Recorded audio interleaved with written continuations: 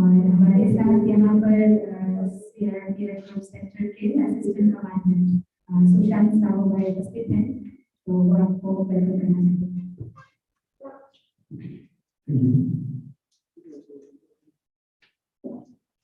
परम आदरणीय श्री संजीव भाई, श्री दीपक भाई, लेफ्टिनेंट कर्नल विकास चौहान, मैं सुशांत साहू असिस्टेंट कमांडेंट, कमलेश्वरी के पावन धरा पर स्थित ग्रुप केंद्र संबलपुर के रीगेनिंग फिटनेस कोर्स के सभी कमांडोज की तरफ से ग्रुप सेंटर संबलपुर में आपको स्वागत तथा अभिनंदन करता हूँ।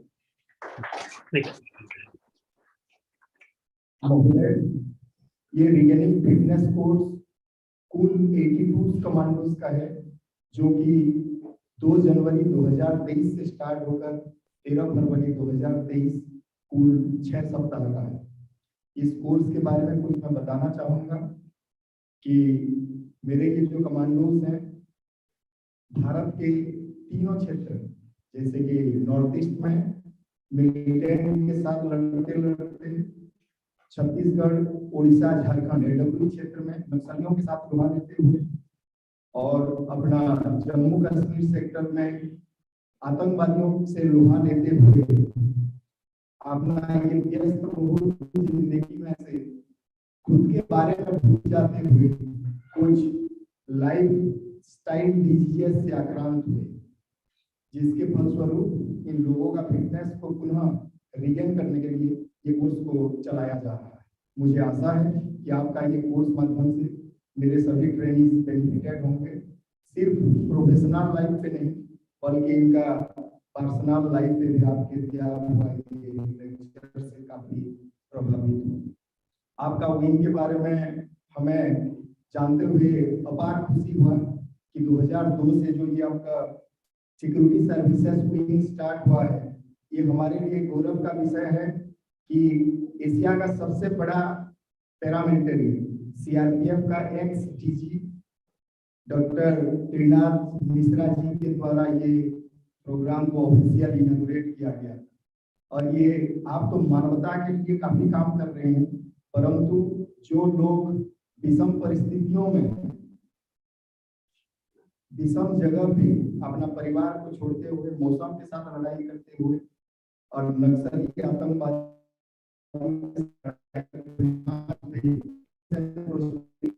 जो काम कर रहे हैं, उनका स्ट्रेस मैनेजमेंट, उन्हें कैसे शारीरिक और मानसिक रूप से खुशहाल जिंदगी जी सकते हैं, सेल्फ एम्पावरमेंट कैसे हो सकते हैं, एक सकारात्मक चिंताधारा के साथ ये आप सिखलाई दे रहे हैं, जिसके लिए हम आपको तहे दिल से शुक्रिया अदा करते हैं। और आज ज्यादा समय नहीं लेते हुए मैं आपको धन्यवाद देता हूँ आगे का प्रोसेस।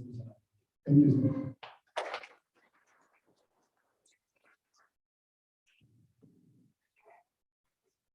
अनम्यूट कीजिए। जी, ओम शांति। सभी प्यारे प्यारे भाइयों और हमारे जो सीआरपीएफ के हमारे बहादुर जवान हैं, सभी उनका मैं बहुत बहुत स्वागत करता हूँ, अभिनंदन करता हूँ। ये एक बहुत ही गोल्डन अपॉर्चुनिटी मुझे मिली है। कल रात में ही मेरे को दीपक भाई जी का फोन आया माउंट आबू से कि मैं इस सेवा में हिस्सा ले सकूं, और मुझे सचमुच बहुत अच्छा लगा कि ये इस ईश्वरीय कार्य में मुझे प्रतिभागी होने का एक मौका मिला है। सीआरपीएफ के सभी भाइयों और बहनों को मैं बताना चाहूँगा, प्रजापिता ब्रह्मा कुमारी ईश्वरी विश्वविद्यालय से पर्सनली मेरा जो जुड़ाव हुआ है 1999, जब कारगिल वॉर में हमारा देश जूझ रहा था, तब मैं जुड़ा हूँ इस संस्था से, और मुझे पर्सनली बहुत बेनिफिट हुआ है। लेकिन आज मुद्दा दूसरा है। आज जो आज के दिन का सेशन है, 2 सेशंस हैं। एक सेशन है स्ट्रेस मैनेजमेंट, जो कि हमारे बीच में हमारे बहुत ही अनुभवी भाई ब्रह्मा कुमार संजीव भाई, जो कि पेशे से पुलिस के ही हैं, दिल्ली पुलिस में एक इंस्पेक्टर के रूप में कार्यरत हैं और बहुत विशिष्ट सेवाएं दे रहे हैं। और साथ ही आज दूसरा हमारा जो सेशन होगा वो है मेडिटेशन टेक्निक्स के बारे में, और वो हमारी आदरणीय दीपा दीदी कराएंगी, जो आपके बीच में उपस्थित हैं। तो ये बहुत ही हर्ष का विषय है कि दीदी भी जो दीदी जैसे अनुभवी रतन परमात्मा के जो इस कार्य में समर्पित रूप से सेवाएं दे रही हैं, तो आप लोग तो बहुत लकी हैं कि आपको अपने यूनिट में ग्रुप सेंटर में बैठकर ये मौका मिला है। तो साथियों, पहले हम पहले सेशन की बात करें। पहला सेशन हमारे प्यारे संजीव भाई लेंगे, जो कि आप ही की तरह यूनिफॉर्म एक जवान है, बहुत ही बहादुर जवान है और बहुत अच्छी सेवाएं दे रहे हैं। उनकी एक विशेषता आपको बताना चाहूंगा कि उन्होंने बहुत ही साधारण वेश में, या बोलो कि बहुत ही साधारण रूप से परमात्मा की पहचान प्राप्त की है। और ये अपने आप में बहुत ही बड़ी योग्यता है, क्योंकि जब पूरा विश्व परमात्मा को ढूंढ रहा है, ऐसे समय में परमात्मा बहुत ही गुप्त और साधारण रूप से आते हैं अपने बच्चों से मिलने। और इस ईश्वरीय ज्ञान को समझने के लिए बुद्धि भी फिर वैसी चाहिए, बहुत ही अच्छी पवित्र बुद्धि चाहिए। और उस बुद्धि के मालिक हैं हमारे प्यारे संजीव भाई। शास्त्रों में आप सभी ने सुना होगा कि जब लक्ष्मण जी मूर्छित हो गए, तो उनको बचाने का एक ही उपाय था, और वो थी संजीवनी बूटी। तो आज मैं पूरी मतलब बूटा ही लेके आपके सामने आया हूँ संजीव भाई, और वो आपको कुछ ऐसी मतलब बहुत अच्छी बातें बताएंगे, टिप्स बताएंगे, क्योंकि ये हमारे यूनिफॉर्म फोर्स के हैं, तो वो भली भांति समझते हैं कि हमारे स्ट्रेस के कारण क्या है और उन कारणों का निवारण हम कैसे कर सकते हैं। पर्सनली रूप मैं अगर बोलूं तो मैं संजीव भाई से उनके सेशन सुन के बहुत लाभान्वित हुआ हूँ। मैंने जब भी उनके सेशंस लिए हैं, मैंने ऑनलाइन काफी हम लोगों ने साथ में सेवाएं की हैं, और मुझे पर्सनल बहुत बेनिफिट हुआ है संजीव भाई के सेशंस को सुनकर। और संजीव भाई पिछले 25 साल से भी अधिक समय से प्रजापिता ब्रह्मा कुमारी ईश्वरीय विश्वविद्यालय के साथ जुड़े हुए हैं, एक रेगुलर स्टूडेंट है और साथ ही एक रेगुलर फैकल्टी भी है।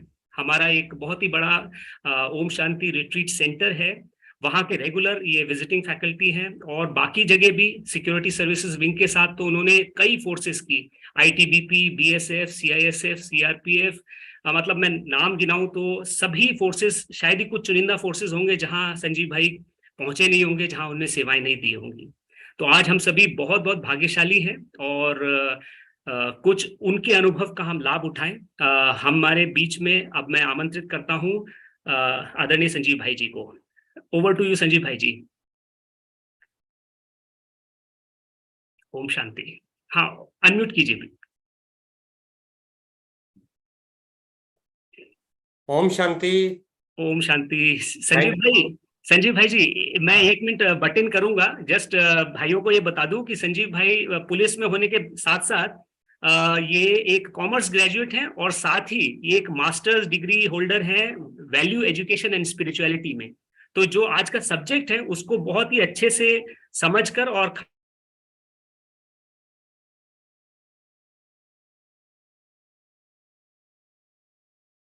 नोट कीजिएगा, और आपको बहुत काम आएंगे। ओवर टू यू संजीव भाई, थैंक यू सो मच। ओम शांति। थैंक यू विकास भाई, थैंक यू दीपक जी, और शुक्रिया हमारे रिस्पेक्टेड असिस्टेंट कमांडेंट सीआरपीएफ। और मैं देख रहा हूँ सुशांता साहू की आईडी से एक और भी कैंपस मुझे दिख रहा है। संजीव भाई वो एक ही कैंपस है, सेम है, उस शाहू भाई जी का नाम सेम। अच्छा वो सेम है। सेम है, राइट। अच्छा, वो साहू भाई जी के नाम से ही है, जो असिस्टेंट कमांडेंट है। अच्छा उनके नाम से ही है। जी। अच्छा हाँ, अब दिख रहा है, ठीक है। मुझे लगा 2 अलग अलग जगह है, चलेगा। मैं एक बात आपसे जिक्र करना चाहता हूं कि हमारे जितने भी जवान ऑफिसर्स बैठे हैं सीआरपीएफ, मेरा इनसे मिलना भी हुआ, और कॉन्सिडेंस ऐसा है कि अभी मैं जिस पुलिस स्टेशन में एडिशनल एसएचओ हूँ, वहाँ आपकी एक बटालियन रुकी हुई है हमारे मालवीय नगर में ही। कमांडेंट है अचला राम जी, तो उनसे रोज मुलाकात होती है। उनका माउंट आबू में भी आना हुआ, और 1 हफ्ता वो रुके, और उनके जीवन में बहुत परिवर्तन आया। वो जब भी कभी वहाँ से हमारे मालवीय नगर आते हैं, तो पहले मुझे फ़ोन करते हैं कि संजीव अगर आप हो तो मैं फिर उसी दिन का प्रोग्राम बनाऊं, ताकि बैठ के 10-15 मिनट बातचीत करें। तो ऐसी दोस्ती हो गई। मैं मुझे बड़ी हैरानी होती है कि आप सब इतने बहादुर हैं, इतने स्ट्रांग हैं, आप बॉर्डर पे तो गोली खा लेते हैं, लेकिन अपनों की गाली नहीं खाई जाती।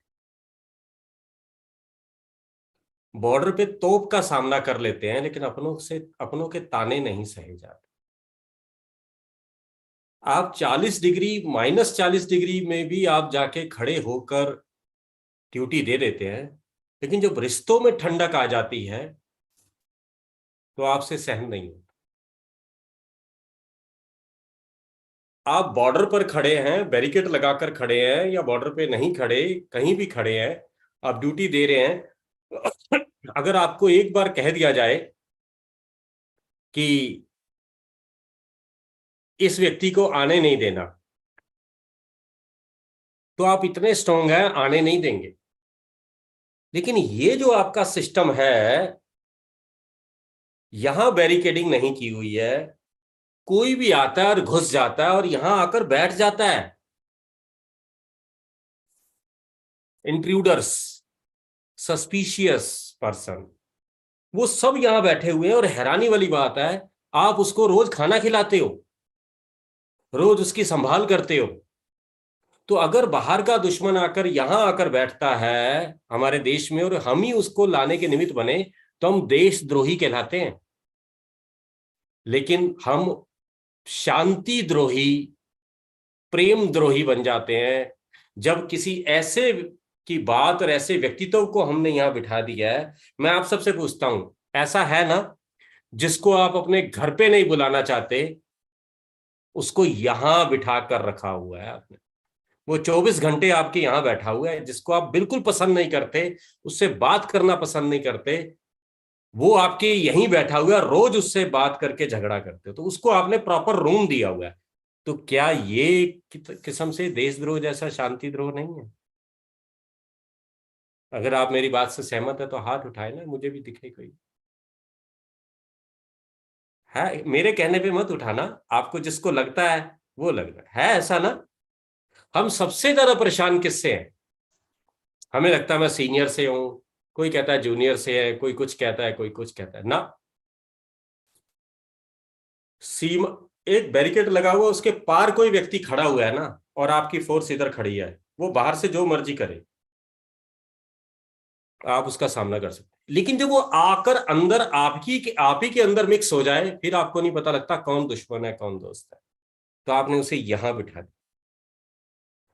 सीता को जब रावण चुराने आए थे तो साधु के वेश में आए थे, रावण के वेश में नहीं आए थे। रावण के वेश में आते तो सीता नहीं जाती, साधु के वेश में। मतलब आपको इतना कैमोफ्लेज होगा, इतना कंफ्यूजन होगा कि ये बात असूल पसंद ठीक है, ये गलत है या ठीक है, और उसी चक्कर में आप अपनी मर्यादाएं तोड़ जाओ। हर जगह हम मर्यादा तोड़ते हैं। बॉर्डर की मर्यादा तोड़ी तो देशद्रोही बने, आपने खान पीन की मर्यादा तोड़ी तो पेट खराब, सेहत खराब। ऐसा ही है ना सबसे बड़ा इलाज। अच्छा, मैं आपको बताता हूं, कहते हैं prevention is better than cure. आप इससे सहमत हैं? Prevention is better than cure. तो क्या हम इन इन चीजों की प्रिवेंशन कर रहे हैं? आपको बड़े कोड ऑफ कंडक्ट दिए जाते हैं, ये नहीं करना, ये नहीं करना, ये नहीं करना, ये नहीं करना, ये नहीं। लेकिन आपने अपने भी कोड ऑफ कंडक्ट करने हैं। मुझे आज से दुख नहीं लेना। क्या नहीं लेना? आप सबकी आवाज से, मुंह से भी निकले तो सुनाई देगा। मुझे क्या नहीं लेना? दुख नहीं लेना। आप में से कई बहुत अच्छे हैं, आपके चेहरे दिख रहे हैं मुझे, दुख देते नहीं है किसी को, लेकिन दुख भर भर के ले लेते हैं। वो दुख यहां जमा हो जाता है, किसी की कई बातें यहां जमा हो जाती है। जब वो यहां जमा होती है, जब उसका बीज यहां उपजता है, तो धीरे धीरे पेड़ बनता है और आपकी सेहत खराब करता है, फिर आपके रिश्ते खराब करता है। किसी को बीपी हुआ है, किसी को हार्ट की प्रॉब्लम है, किसी को मोटापा हो जाता है, किसी को और प्रॉब्लम हो जाती है।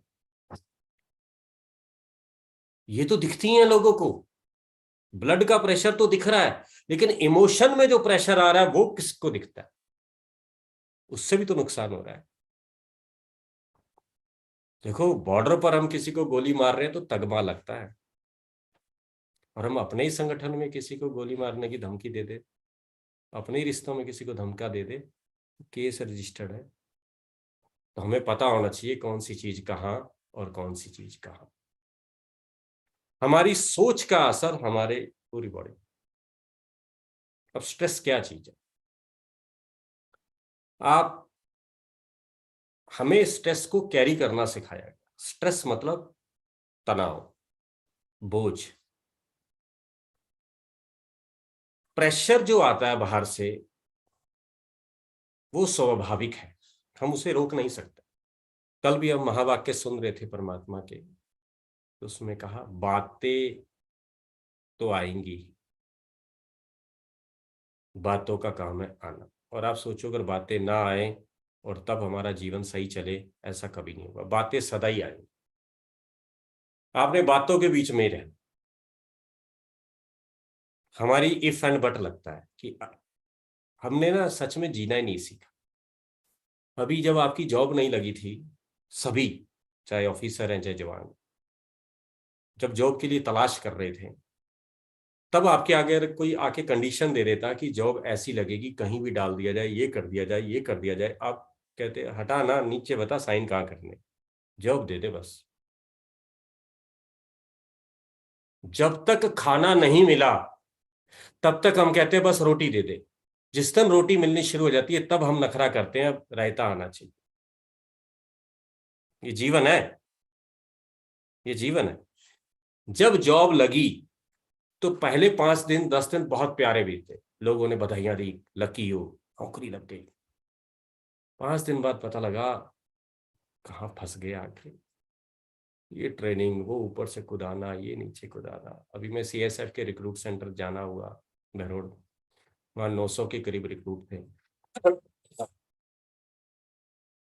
तो उनमें थोड़ी सुसाइडल टेंडेंसी, होम सिक हो रहे थे। तो उनको उनके सीनियर और हम बैठ के बता रहे थे ये फेज हमारे पास भी आया। अभी आपके सामने जितने भी आप बैठे हैं, आपके सामने कोई रिक्रूट आए और वो रो रहा हो कि मैं बहुत दुखी हूं, मैं तो सोच रहा हूं नौकरी छोड़ दूंगा, तो आप सब उसे समझाएंगे कि या कहेंगे छोड़ दे? बताइए पीछे वाले, समझाएंगे? जो कहेंगे समझाएंगे वो हाथ ऐसे करें, जो कहेंगे नहीं समझाएंगे ऐसे कर ले, मेरे हाथ से पता लग जाएगा। समझाएंगे ना? हाँ समझाएंगे ना। और उसे कहूंगे क्या बच्चों वाली बात कर रहा है, ये कोई बात नहीं, होम सिक हो रहा है।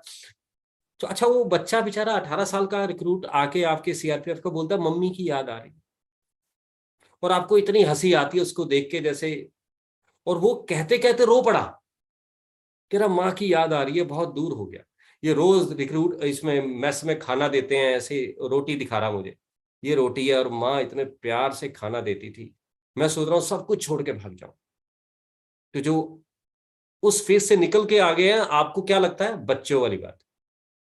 लेकिन जब आप जिस प्रॉब्लम से लड़ रहे हैं उससे ऊपर कोई बैठा हुआ है, उस फेज से कोई निकल आया, तो उसको आपकी बातें बच्चे वाली लगती। बिल्कुल वैसे ही जैसे बच्चे से कोई खिलौना टूट जाता है तो बच्चे के लिए ऐसा लगता है जिंदगी टूट गई, और तब आप कहते हैं और खिलौना आ जाएगा, कहता नहीं मेरे को तो यही चाहिए। तब आपको लगता है उसे अभी बच्चा है। ऐसे ही बोलते हैं ना बच्चा है, जब बड़ा हो जाएगा तो समझ आएगा। जब युवावस्था आई, कोई दोस्ती हुई, कोई रिश्ता हुआ, वो छूट गया तो ऐसा लगा जिंदगी खत्म हो गई। तो उसमें कोई 50-60 साल वाला कोई व्यक्ति होता है, वो कहता है ये तो जिंदगी के फेज हैं, आते हैं जाते हैं, काहे की टेंशन। ऐसे ही चीज है। अभी हम सच में जी नहीं रहे। सांस लेना जीना नहीं होता। हम स्ट्रेस इरेडिकेशन प्रोग्राम में तो आके बैठे हुए हैं, लेकिन हम स्ट्रेस लेना पसंद करते हैं और स्ट्रेस देना भी पसंद करते हैं। मैं आपसे हाथ उठवाता हूं। अच्छा जो खुश रहना चाहते हैं हाथ खड़ा करें।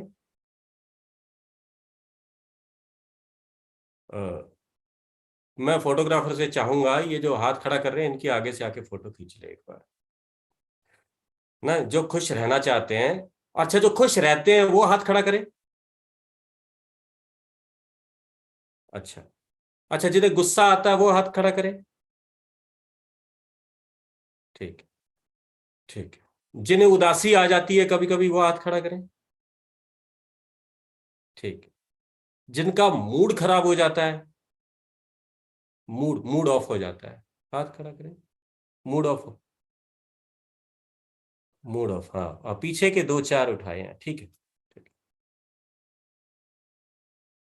परसों संडे है, तो आपने कुछ काम निपटाने हैं, अचानक 8 बजे फोन आ जाता है कि 9 बजे एक बहुत बड़ा अरेंजमेंट आ गया, पहुंचो। तो मूड क्या हो जाता है, मूड क्या हो जाता है? आप में से कोई माइक लेके रिस्पॉन्स भी दे सकता है, चलेगा। मूड क्या हो जाता है? जैसे ही 8 बजे बैठे हैं और कहा 9:30 बजे एकदम ड्यूटी आई, तो मूड क्या हो जाएगा? ऑफ हो जाता है ना। अच्छा, मूड ऑफ हुआ। अच्छा, मूड तब और ज्यादा ऑफ हो जाता है कि जब हम में से 40 लोग मांगे हैं 100 में से, और मुझको ले लिया, मुझको ड्यूटी पे भेज दिया, और जो मेरे जिसको भेजना चाहिए था उसको नहीं भेजा। मैं जब जा रहा हूं तो मूड इतना ऑफ हुआ, लेकिन जब मुझे पता लगा वो नहीं जा रहा तो मूड और ज्यादा ऑफ हो गया। आप नोट करना, मूड ज्यादा ऑफ हो गया। अच्छा, उस समय हम खुश रहते हैं? आपने सबने खुश रहने में हाथ उठाया ना? उस समय 2-4 पॉजिटिव जो बहुत हैं, 4-5 20-25 बहुत पॉजिटिव हैं, वो खुश रहते हैं। अच्छा, चाहे रो के जाना है ड्यूटी पे, चाहे हंस के जाना है, जाना तो यही है ना। मेरी माँ मुझे समझाया करती, बेटा पढ़ना तो है, चाहे हंस के या रो के, तो फिर हंस के ही पढ़ना। ये तो मेरे आगे ऑप्शन है ना। हम में से 3 तरह के लोग हैं। एक है, जैसे ही कुछ आया इमरजेंसी तो एकदम ऐसा लगेगा कांच का बर्तन लेके जा रहे हैं, और इमरजेंसी आए तो कांच का बर्तन ही उठा के फेंक दिया, अपना नुकसान खुद ही कर लिया, ये कोई बात हुई? फिर बाद में उस कांच के टुकड़ों को खुद ही उठाते फिरते हैं। दूसरे हैं कि प्यार से जाएंगे, हंस के जाएंगे, और दूसरा मस्ती से जाएंगे। तीसरे हैं कि कुड़ भी जाएंगे और जाएंगे भी, मैं नहीं जा रहा, छुट्टी कर लेंगे, मेडिकल दे देंगे, जो मर्जी कर। कई लोग दूसरे कहते हैं ये बहुत मजे में रहा, फायदे में रहा, इसके आगे क्लास कराएंगे उसका मजा कहाँ तक निकलता है, इमेज तो बनी जाती है ना। तो बात आई खुश रहने की। हम खुश रहते नहीं है, स्ट्रेस देना आदत पड़ गई है। माफ कीजिए, हमारे यहाँ आप सब किसी ना किसी के तो सीनियर है ना। कोई कमांडेंट है, कोई डिप्टी कमांडेंट है, कोई असिस्टेंट कमांडर है, कोई इंस्पेक्टर है, कोई सब इंस्पेक्टर है, कोई हेड कांस्टेबल है, कोई कांस्टेबल है, कोई लांगरी है, सब नीचे तक है। कोई साथी है, कोई सीनियर है। आप देखें, जैसे ही हम किसी के पास जाते हैं, और अभी हम बैठे हुए हैं, अभी कोई आए कमरे में, आपको इस पोजीशन में ना देखे, वैसे ही आप अपनी बैरक में, ऑफिस में काम कर रहे हो, कहीं 4 खड़े होकर बात कर रहे हो और आप खुश हैं, तो लोगों नहीं, आप ही के दिमाग, लोग नहीं कह रहा, आप ही के दिमाग में बैठ जाएगा, हंस रहा है, खुश है, लगता है कोई काम नहीं है। तो काम मतलब थोड़ा स्ट्रेस दे देते हैं, दे दिया जी स्ट्रेस। ये हरा पर्दा ऐसे बिछाना है, ये ट्रंक ऐसे रखना है, ऐसे रखना है, ऐसे रखना है, 10 काम दे दी। अब आपका मुंह बना हुआ है ऐसे, तो आते जाते लोग देखें बिजी है, सीरियस है ना आपके दिमाग में। ये फोर्स की बात नहीं है, घर में भी यही हाल है। आप यहां से घर गए, बच्चा खूब हंस रहा है, पेपर सर पे है, तो जाके बोलेंगे इस पर पास नहीं होना। कह मतलब समझा नहीं, कह रहा हंस रहा है, सीरियस ले नहीं रहा। मतलब अगर बच्चा हंस रहा है तो इसका मतलब वो सीरियस नहीं है। अब कहानी चेंज करते हैं, बच्चा उदास है, टेंशन में है, तो फोन करेंगे दूसरे दोस्तों को, इस बार पेपर निकाल जाएगा, टेंशन ले रहा है। मतलब हमारे दिमाग में बैठ गया, जो टेंशन ले रहा है वो सीरियस है, जो टेंशन नहीं ले रहा वो सीरियस ही नहीं है जिंदगी के प्रति, वो लापरवाह है। ये बैठा हुआ है ना अंदर। मान लो आप ही कोई सीनियर है, आपने किसी जूनियर को बुलाया, इधर आ जी, वो आया, सर बताइए, क्या यार ये काम कर देना, क्या जी हो जाएगा, ऐसे बोले हो जाएगा। अब आपको टेंशन होगी, हंसी हंसी में लिया, भूल जाएगा।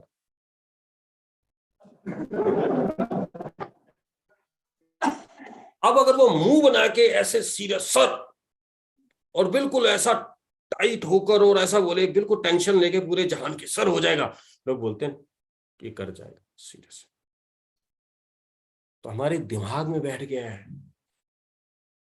हंसी खुश रहना ये गंवारों का काम है, स्ट्रेस टेंशन लेना ये पढ़े लिखों का काम है, और ये जिम्मेदार व्यक्ति की निशानी है। जितना बड़ा ऑफिसर उतनी बड़ी टेंशन होनी चाहिए, मुंह ऐसे बना रहना चाहिए, तभी तो लगेगा ऑफिसर है। जब पहली बार हम भर्ती होके आए तो पहले भर्ती वाले दिन, पहले दिन कहा you are no more college student, behave yourself. तो बिहेव योर सेल्फ का मतलब मुंह बना के रहो।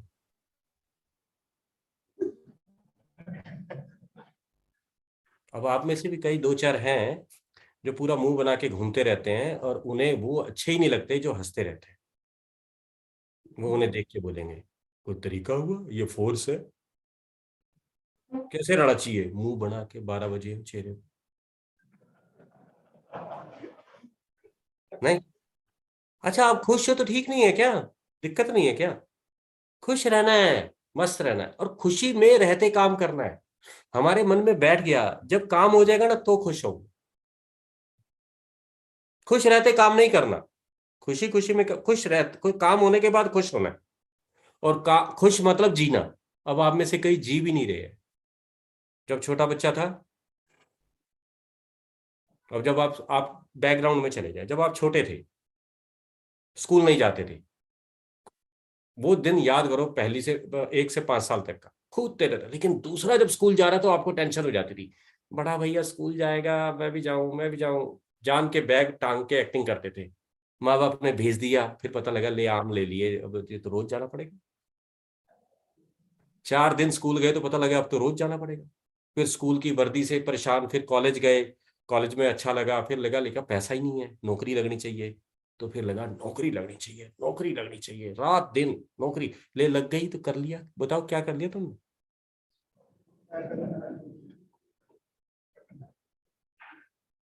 अब नौकरी लग गई, फिर लोग बोलते हैं, आस पड़ोस वाले आके बोलते हैं नौकरी लग गई, नौकरी लग गई, अब इसका क्या होना चाहिए बताओ, बताओ। शादी कर दिया। हाँ देखो सारे समझदार बैठे हैं यहाँ, कह रहे शादी होनी चाहिए। लो जी, अच्छा शादी भी हो गई, हो गई ना शादी। अच्छा फिर क्या कर लिया? शादी हो गई, 1 2 3 4 साल हो गए, लोग आके पूछते शादी 4 साल हो गए, कोई बच्चा अच्छा नहीं है। तो बच्चे भी हो गए, और बच्चे बड़े हो गए।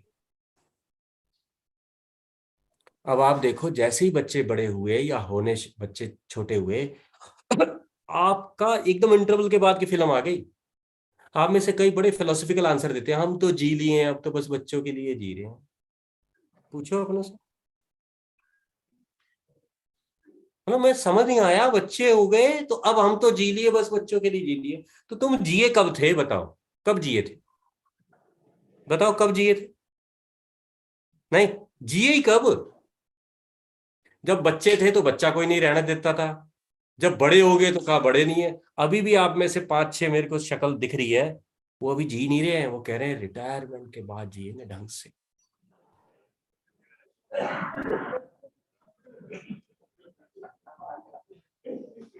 और मैं कहूं जो रिटायर हो गए ना, उनके एक बार घर जाके देख लो, वो कौन सा जी रहे हैं, वो भी ना जी रहे, वो भी नहीं जी रहे। जीना कब है बताओ, कब जीना है? हर पल जीना।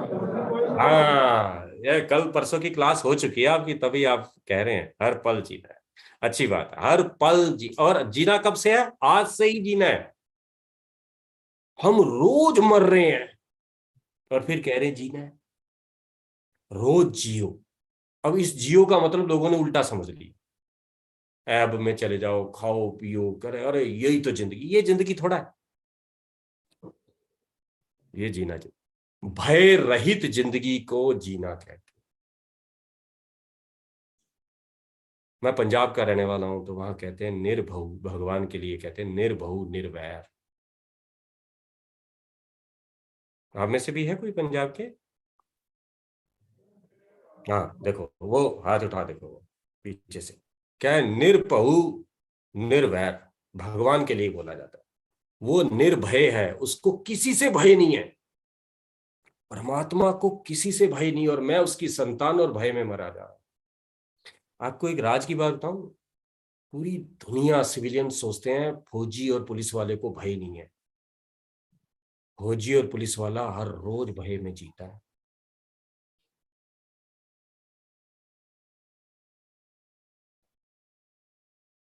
मेरी बात से एग्री हो या नहीं तो बताओ। लोग समझते हैं फौजी को क्या भय, और फौजी को पता है, फौजी से पूछो ना, भय भय है, हर रोज भय है। सुबह उठ के ड्यूटी का भय, ट्रांसफर का भय, छुट्टी का भय, सबसे ज्यादा भय बताओ है ना? सबसे ज्यादा स्ट्रेस किस चीज का है? आवाज नहीं आई, है ना? छुट्टी का, छुट्टी का। सिविलियन में लोग धमकाते हैं तेरी छुट्टी कर दूं, नौकरी से छुट्टी कर दूं, और यहां छुट्टी चाहते हैं।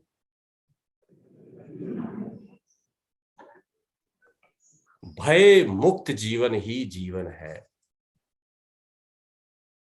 उसका एक ही इलाज, 3-4 आज आपको स्ट्रेस के वो टिप्स तो नहीं मेरे को आते, मैं अपने जीवन का भी, मेरे को हमारी रिस्पेक्टेड दीदी ने कहा एक आधा जीवन का अनुभव भी आपने बताना है। मैं आज से 25 साल पहले संस्था के संपर्क में आया, तब मुझे बहुत क्रोध था। जब क्रोध था तो परेशान भी था, और जब परेशान था तो परेशान करता भी था। ये नियम है। जो भी फौज में, महकमे में लोगों को परेशान करता है, उस पर गुस्सा नहीं आना चाहिए, तरस आना चाहिए। वो खुद परेशान है। परेशान व्यक्ति ही परेशान कर सकता है। सुखी व्यक्ति सुख देगा, सुखी व्यक्ति दुख दे ही नहीं सकता। बता दो, आप एक दिन पूरा दिन खुश हैं, किसी को दुख दे सकते हैं? अभी आप बिल्कुल खुश हैं, बिल्कुल खुश हैं, अभी आपके घर से फोन आ जाए, पापा स्कूटी ले लूं क्या? ले ले यार। मन खुश है, और आपका मन खराब है, डांट पड़ी है कहीं से, और उसका फोन आया, पापा स्कूटी ठीक करा लूं। क्या कर दिया तूने? खराब कैसे हुई पहले तो ये बता। बच्चे को, बच्चा पहले फोन करके आसपास से पूछता है मूड कैसा है। आप भी जब ऑफिसर के कमरे में जाते हैं, बाहर ऑर्डरली खड़ा होता है, उससे पूछते हो साहब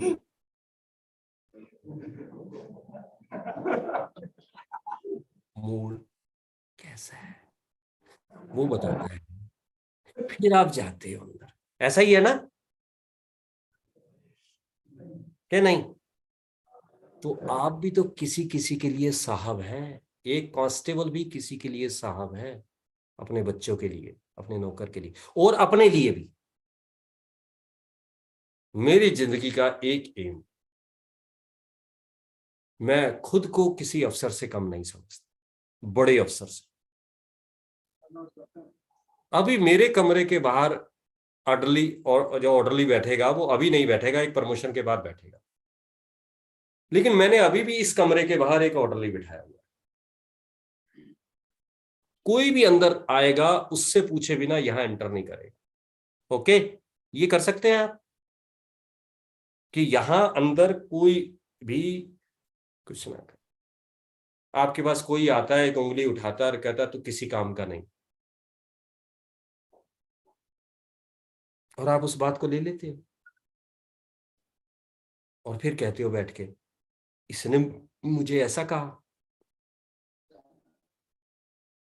सबके आगे कहा, और इसने कहा जिसकी मैंने इतनी मदद करी है, और फिर टेंशन में आ जाते हो। अगर वो कह रहा है किसी काम का नहीं, तो पहले से पूछो यार मेरी एसीआर वो लिखेगा क्या जो कह रहा है तो किसी काम का नहीं। मैं बताऊं, हमारे सबके जीवन की एसीआर कौन लिखता है? हाथ इशारे से बताओ कौन लिख रहा है जीवन की एसीआर। एक बार ऊंचा हाथ रखो तो पता तो लगे कौन लिख रहा है। अरे तो जब जीवन की एसीआर वो लिख रहा है तो उनसे काहे टेंशन में आ रहे हो और उनसे क्यों डर रहे हो जिनकी भी एसीआर उसके हाथ में है।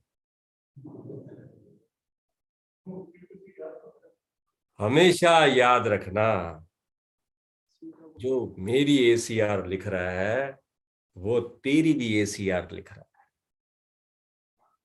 ठीक है, ये सदा याद रखना, मेरी जिंदगी की एसीआर परमात्मा के हाथ में है। और जब परमात्मा राजी, जब रब राजी, तो आगे आगे क्या बोलते हैं सिंह साहब?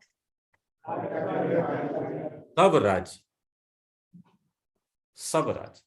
तो स्ट्रेस का एक चीज खत्म। तीसरा,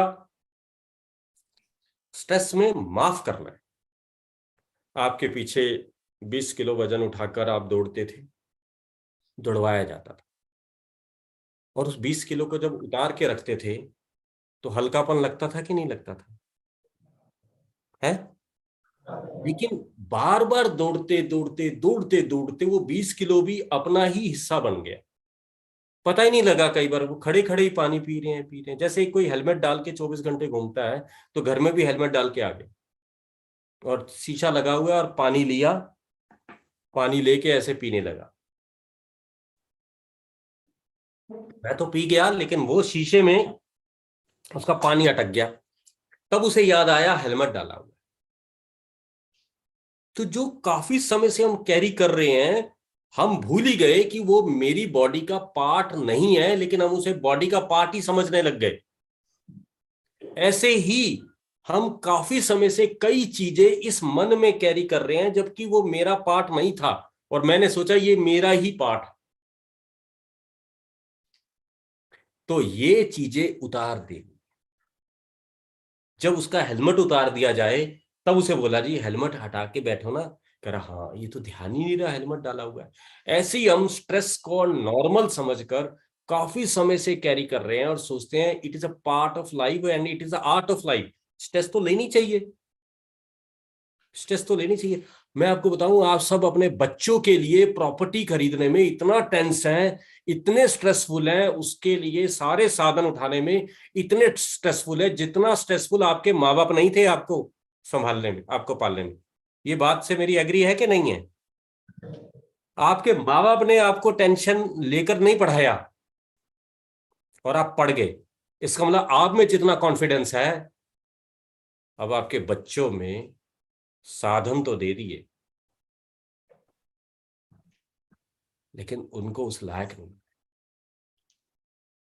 मैं ऑटो पेरेंट की जब सेशन लेता हूं तो मैंने एक ही बात बताई, बच्चों को शेर बनाइए, जहां बैठेंगे उसी को सिंहासन कहा जाएगा। सिंहासन, सिंह जिस पर बैठ जाए उसी को सिंहासन बोलते हैं, ना कि इतनी बड़ी चेयर दे दीजिए जिस पर बैठते हुए भी शोभा ना लगे। आप उनके लिए दुनिया भर के लिए मकान बना रहे हैं, प्रॉपर्टी खरीद रहे हैं, उनकी प्रॉपर्टी की टेंशन ले रहे हैं, अपना पेट काट रहे हैं, अपने को खर्चा कम कर रहे हैं, उसको खुश दे दो, उसको खुश दे दो, उसको खुश दे दो। उन्हें वैल्यूज दीजिए, उन्हें जीना सिखाइए, जीने के साधन मत दीजिए, साधन तो वो खुद ले लेगा। आप में से काफी जो पीछे बैठे हैं, इस नौकरी के बल पर काफी चीजें उनके घर में आ गई होंगी जो पहले नहीं थी। तो आपकी अगली पीढ़ी में इससे ज्यादा आ जाएगी, काहे की टेंशन?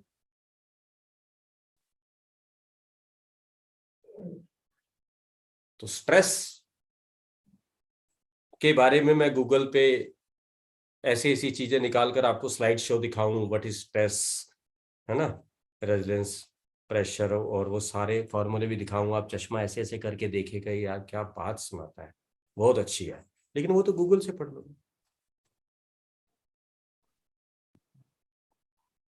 स्ट्रेस होती क्यों है? हमने कुछ असूल डाल दिए।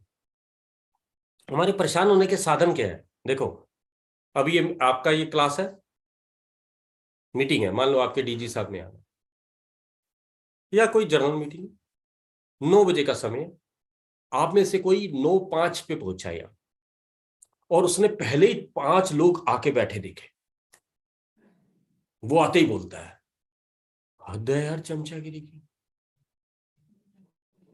ये रात से ही आके बैठे हुए हैं क्या? अब वो 9:05 पे आके बैठ गया, अब उसके बाद लोग आ रहे हैं, तब वो परेशान, ये कोई आने का समय है? तो आने का क्या समय है? आने का क्या समय है बताओ ना, कोई तो बताओ क्या समय है? जो मुझसे पहले आ गए वो भी बहुत जल्दी आ गए, जो मुझसे बाद में आ गए हैं वो भी बहुत लेट आए हैं, तो आने का समय क्या है?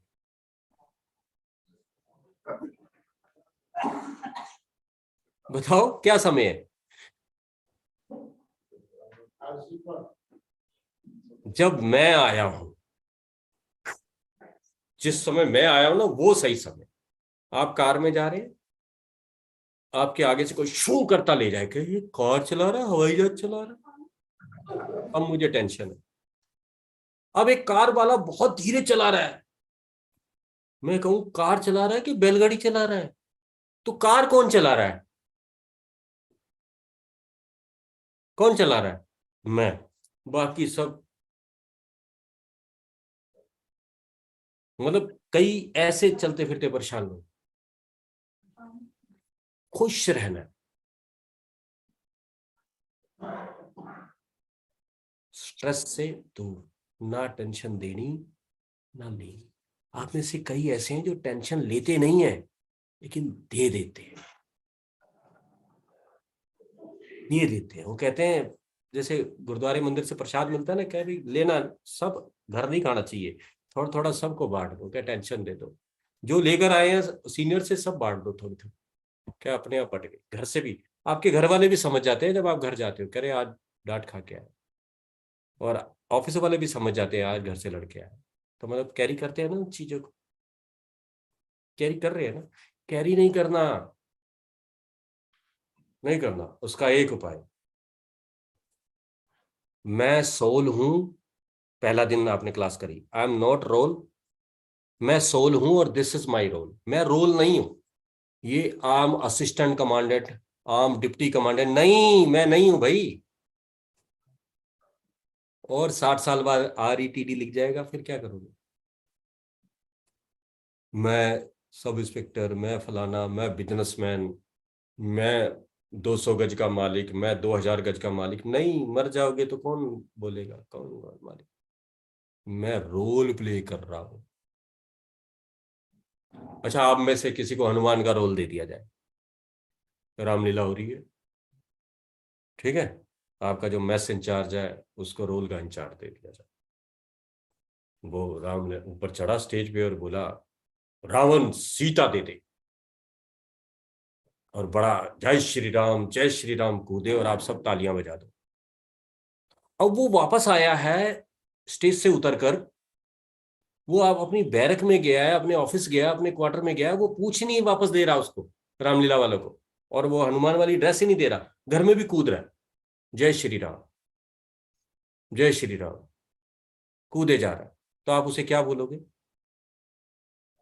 अच्छा, वो ऑफिस में भी आ गया, मान लो इसी सीट पर भी आके बैठ जाए ऐसे हनुमान की ड्रेस में, अब आप उसे क्या बोलोगे?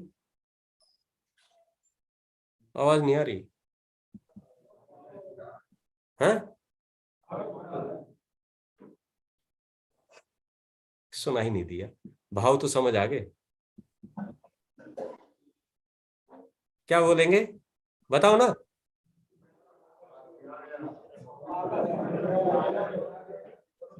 हाँ, क्या बोलेंगे? पागल, पागल बोलेंगे ना।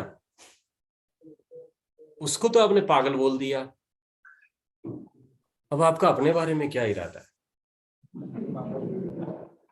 ये ड्रेस है आम सब इंस्पेक्टर, यही तो सब इंस्पेक्टर हो।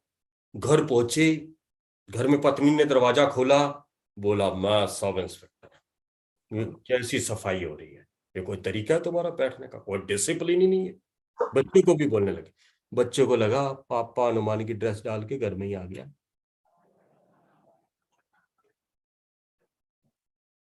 घर वालों को पापा चाहिए था, घर में भी अफसर पहुंच गया।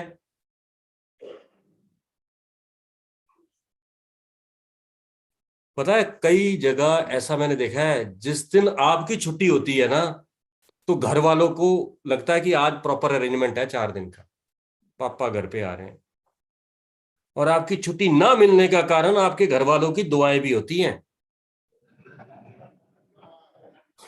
वो बोलते हैं भगवान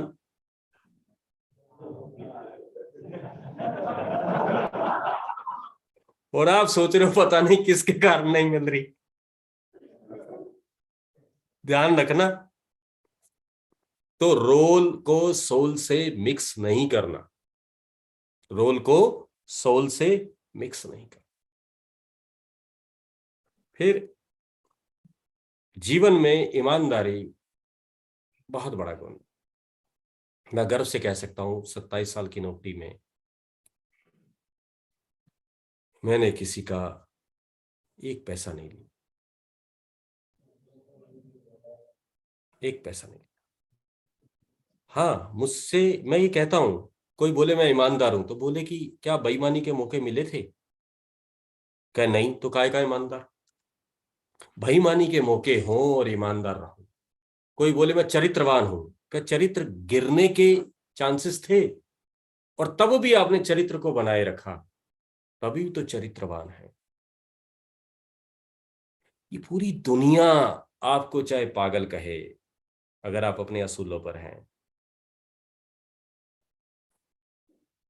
और उस पे डटे हुए हैं, असूल मतलब तीखे वाले असूल नहीं हो, तो एक समय आएगा, एसीआर लिखने वाला याद रखे। पर हम कई बार सच्चे होते हैं, खरे होते हैं, लेकिन खारे हो जाते हैं।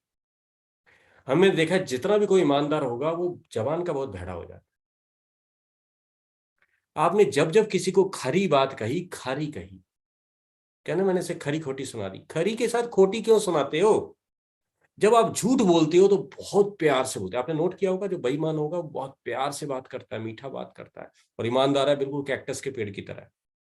क्या सत्य कड़वा है? लोग बोलते हैं। मैं कहता हूं सत्य से मीठा कुछ नहीं है। सत्यता हो लेकिन सभ्यता भी होनी चाहिए। सत्यता को सभ्यता से बात करो और जीने का तरीका भी है। अब मैं, एक समय था आज से 30 साल पहले, क्रोध वगैरह था, तो फिर जब ब्रह्मा कुमारी में संपर्क में आया तो 1-2 साल बाद मेरे को एक बीमारी डायग्नोस हुई जिसे अल्सर कोलाइटिस बोलते हैं। बड़ी आंतों में जख्म थे और वो कहते हैं कि ये ऑटो इम्यून डिसीज है। ऑटोम्यून मतलब इम्यूनिटी सिस्टम करप्ट हो जाता है अंदर का। तो अपने अंदर का ही जो हमारे जो अंदर के जो फौजी है ना, जो वाइट ब्लड सेल, वही हर एक को आपस में लड़ने लग जाता।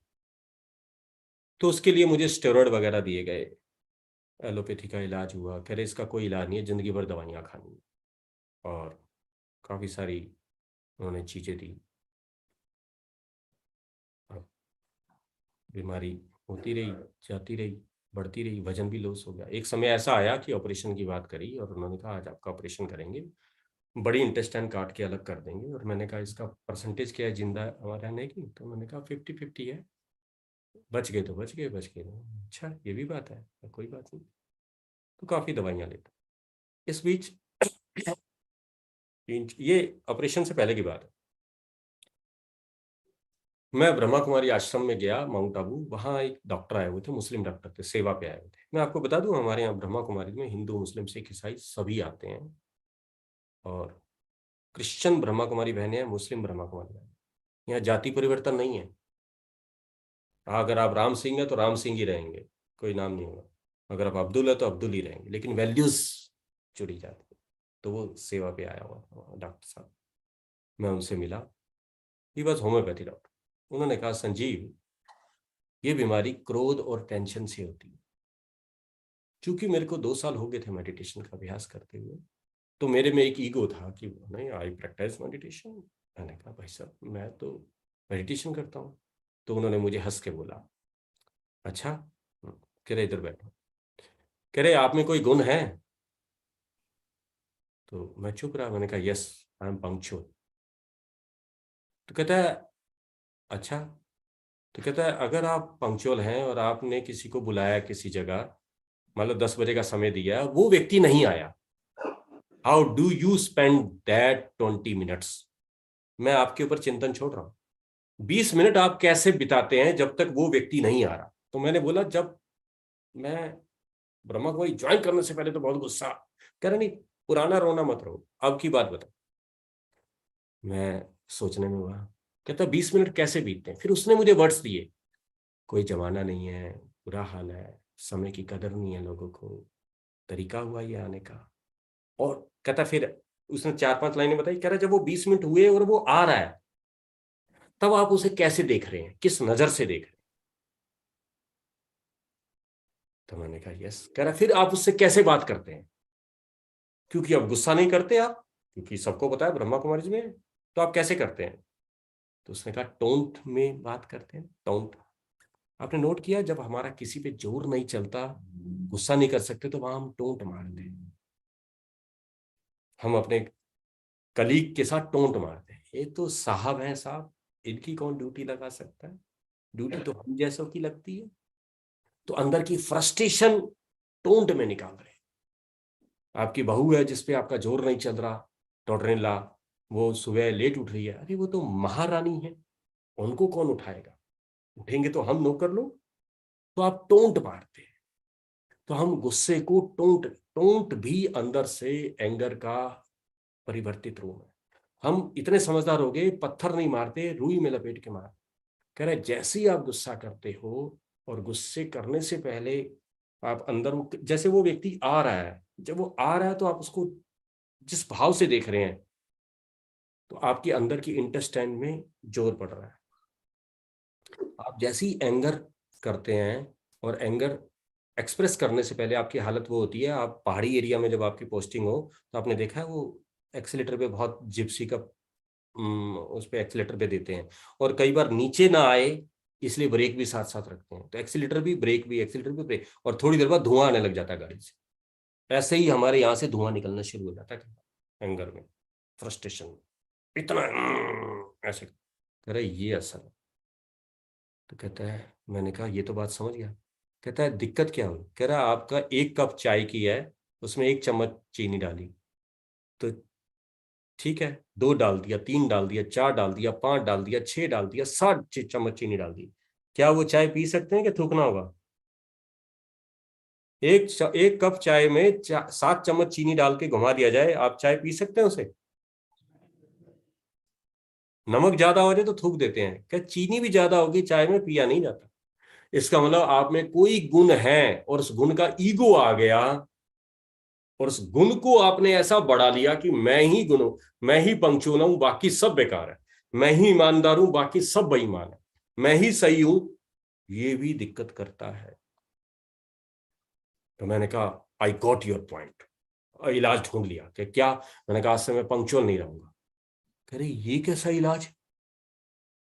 एक गुण है और आप उसे पंक्चुअलिटी को छोड़ दोगे?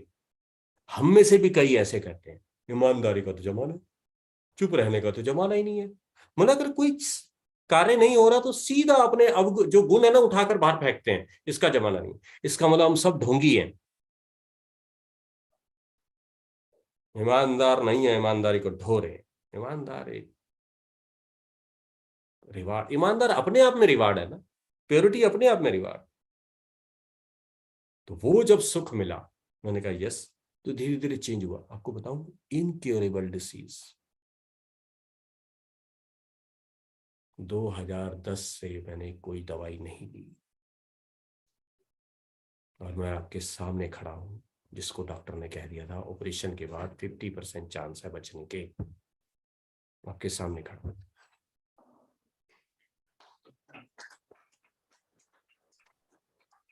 मेरा तो क्या, आप कईयों का ब्लड प्रेशर दूर हो गया, हार्ट के स्टंट जो डलते हैं, हार्ट खुल गया मेडिटेशन से। हार्ट में हार्ट में ब्लॉकेज आ गई। अरे हार्ट, अच्छा हार्ट किसका सिंबल है? प्रेम का ना, प्रेम का सिंबल है ना। आप अपने जीवन में लोगों के प्रति नफरत की गांठें बिठाकर बैठे हैं। आपने देखा है जब भी आप कभी नफरत की गांठ अपनाएंगे तो आपके हार्ट पे तो जोर पड़ रहा है। दिल की आदत है खुलने की। एक हॉस्पिटल के बाहर लिखा था, बचपन में दिल खोल लेते यारों के साथ, तो अब ना खोलना पड़ता औजारों के साथ। नहीं, दिल ने तो खुलना ही है। अब आप भिज के ऐसे बैठे रहते हैं, आप में से चलते फिरते कोई कुड़ना समझते हो? कुड़ना, कुड़ते हैं ना, कोई दूसरे को देख के चिढ़ते, कुड़ना समझते हैं ना।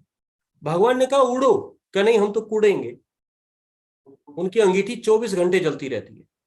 वो खाना भी खा रहे हैं, कोई खाते खाते पीछे आके हाथ मार दिया, ऐसे घूर के देखेंगे। अब वो तो चला गया हाथ मारने वाला, 15 मिनट कुड़ते रहेंगे। कोई तरीका हुआ? ये पूरी रात कुड़ते रहेंगे।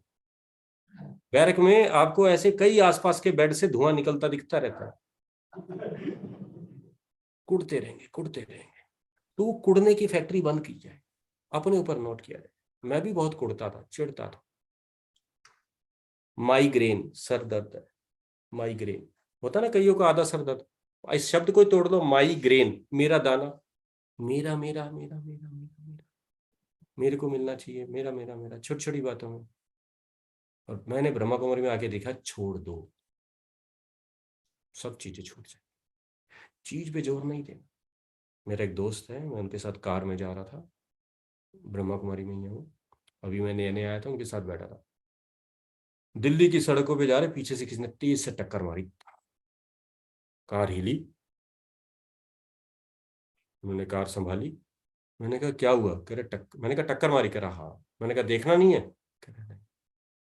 मैंने कहा पीछे नुकसान हो गया? कह रहा पता है। कह रहा कार की हेडलाइट टूटी है, जब बाहर जाके देखूंगा तो यहाँ की हेडलाइट टूट जाएगी। देखो कितना फायदे, बड़ा बिजनेसमैन है वो कहता है कार का नुकसान हो गया, यहाँ का नहीं होना चाहिए। घर गया मेरे साथ ही, उसने कार की चाबी अपने नौकर को दी, कह रहा ठीक करा लेना।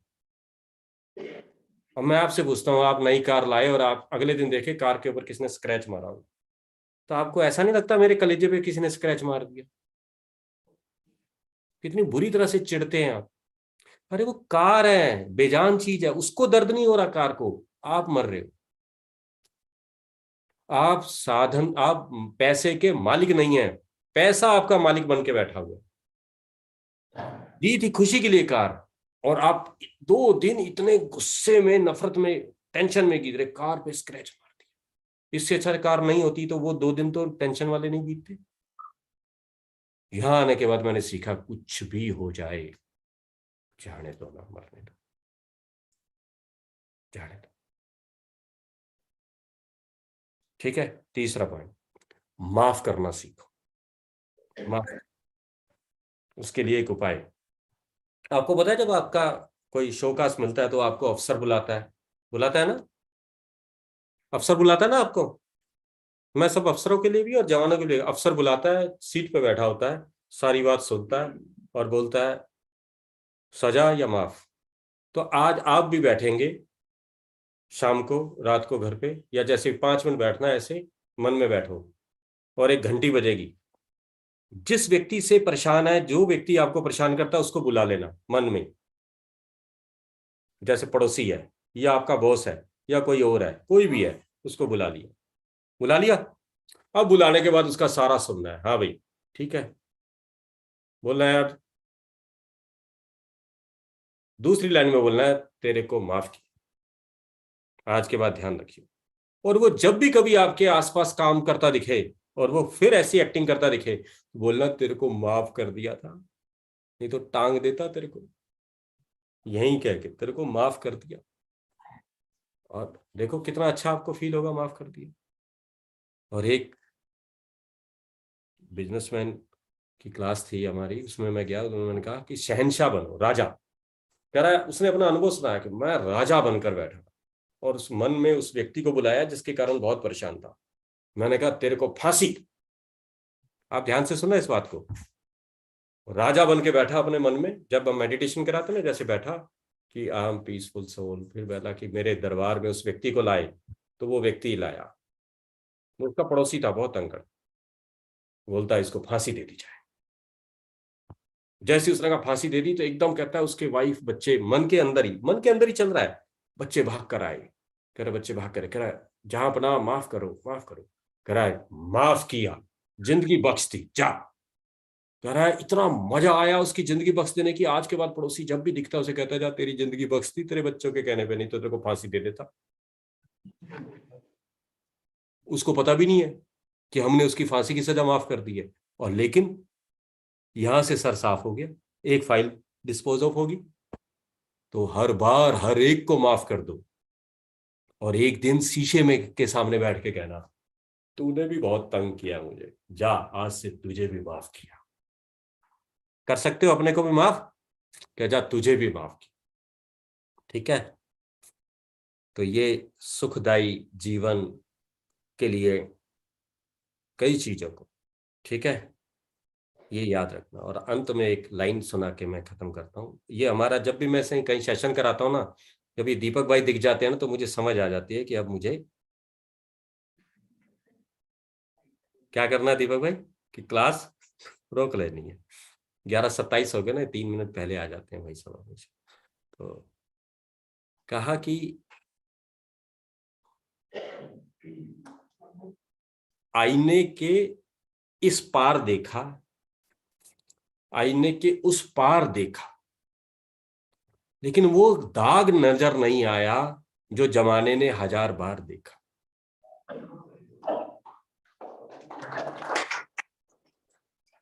देखो है ना, कि जमाने को कई चीजें हमारी कमियां पता है, लेकिन मुझे नहीं पता। आईने के इस पार देखा, उस पार देखा, लेकिन वो दाग नजर नहीं आया जो जमाने ने 1000 बार देखा।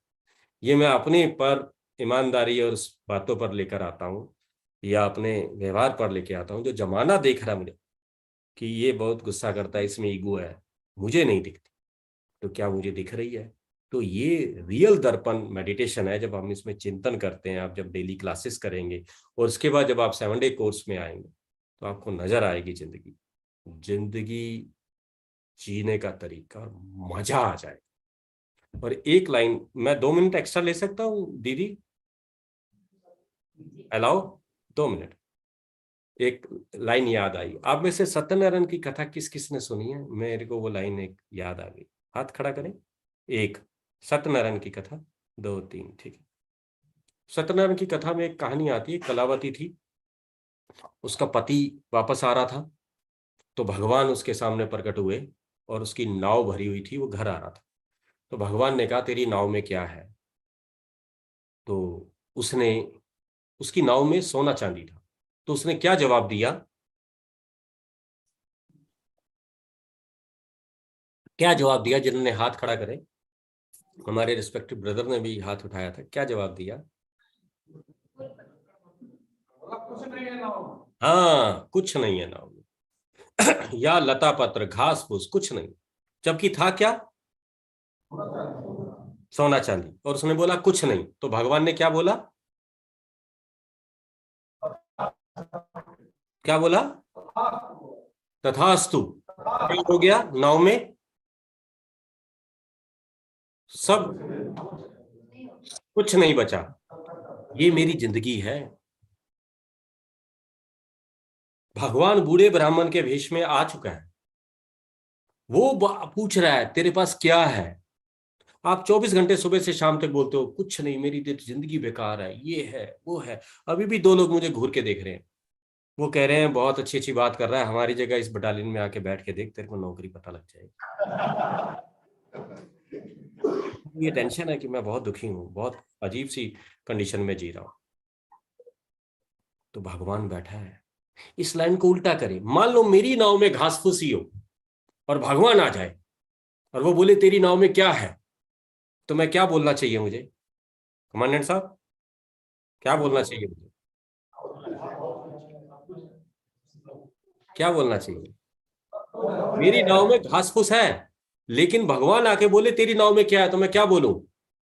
सुख शांति समृद्धि, जिंदगी में जो जो चीज होना चाहिए सभी चीजें। हाँ देखो, ताली बजाओ भाई। देखो, मेरी नाव में घास फूस है, अगर मैं बोल दूं सोना चांदी है, तो भगवान का तो एक काम है, क्या बोलेगा? तथास्तु। तो क्या बन जाएगी नाव पूरी? तो आज से इस जिंदगी का आखिर में गुरु मंत्र लेना, कुछ भी हो जाए, क्या मजा आ रहा है, बोलो एक बार और अच्छे से बोलो, मजा आ रहा है। एक बार हाथ ऐसे करके बोलो, मजा आ रहा है। छुट्टी नहीं मिली तब भी बोलना मजा आ रहा है। तबीयत खराब, मजा आ रहा है। कहीं जाना पड़ रहा है, मजा आ रहा है, तो भगवान भी तथास्तु करके बोले इसे मजे वाली जिंदगी में भेज दो। ठीक है, पक्का। अब हर रोज एक दूसरे को उठते बैठते जब भी किसी को शक्ल देखो यही कहना मजा आ रहा है, और शीशे के आगे भी खड़े होके बोलना सुबह मजा आ रहा है। ओके, ओम शांति।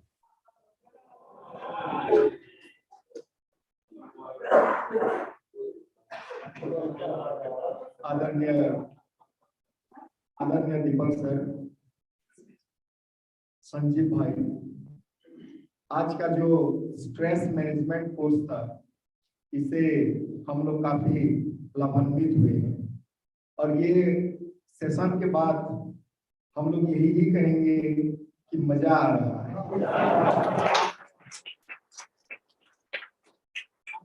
लास्ट पे एक टैगलाइन बताए थे कि हम लोग जिंदगी में जो स्ट्रेस ला रहे हैं, पहला स्टार्टिंग पे बताए थे कि हम बॉर्डर से किसी को घुसने नहीं देते हैं, और विषम परिस्थितियों में भी अपना ड्यूटी को सकुशल निभाते हैं, लेकिन खुद का जिंदगी का बारी जब आता है, एक छोटा सा परिस्थिति में जिंदगी को विषम परिस्थिति बना देती है। तो इससे ये शिक्षा मिला है हमें कि हम अगर दुनिया के लिए लड़ सकते हैं तो खुद के लिए, खुद का सुख शांति के लिए लड़ सकते हैं। उसके साथ एक मिरर वाला बताएंगे, तो इससे और एक लाइन में जुड़ूंगा कि ताउम्र ये गलती करता रहा, ताउम्र ये गलती करता रहा, धूप चेहरे पे था और आईना साफ करता रहा। हम परिस्थितियों को दोष नहीं देंगे, अपना आजू बाजू में जो हो रहा है उसे दोष नहीं देंगे, और खुद को सेल्फ एम्पावरमेंट करते हुए कैसे हर विषम परिस्थिति को सफलतापूर्वक हम लोग लड़ाई के साथ लड़ते हुए एक तनाव मुक्त जिंदगी की उसके लिए प्रयास करें। Thank you.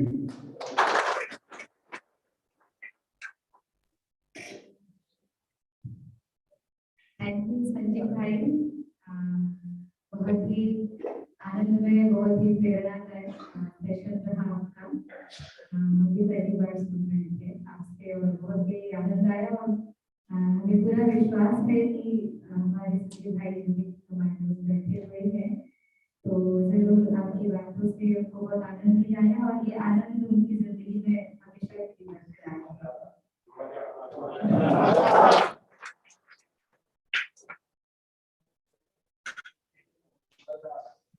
दीपा दीदी, गीत के साथ पूरा करते हैं, फिर आप लेना सेशन, एक बाबा का एक मेडिटेशन सॉन्ग योग करते हैं, फिर पूरा करेंगे।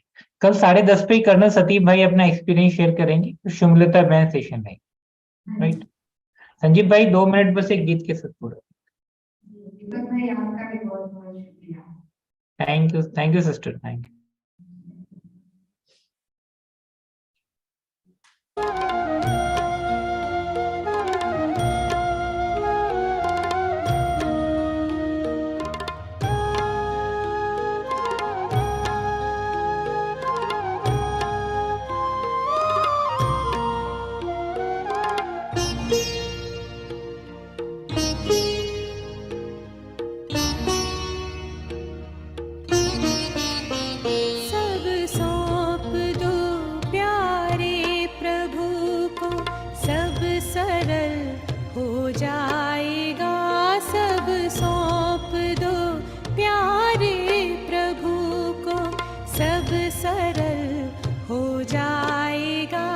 खुशियों की सुंदर झील में जीवन कमल मुस्काएगा, सब सौंप दो प्यारे प्रभु को।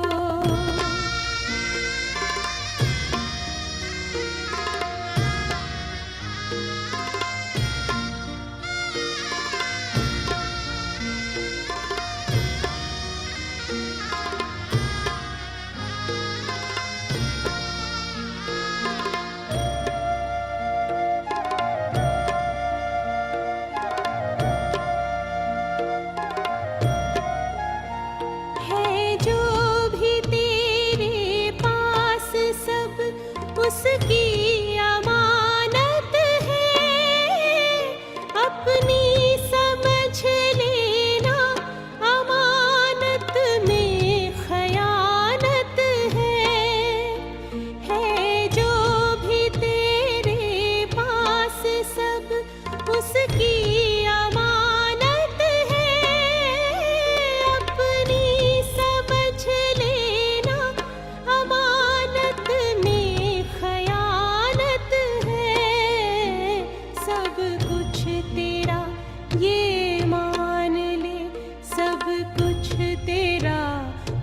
जाएगा सब कुछ तेरा, ये मान ले सब कुछ तेरा हो जाएगा। चिंता सभी मिट जाएगी और मन विमल हो जाएगा। सब सौंप दो प्यारे प्रभु को।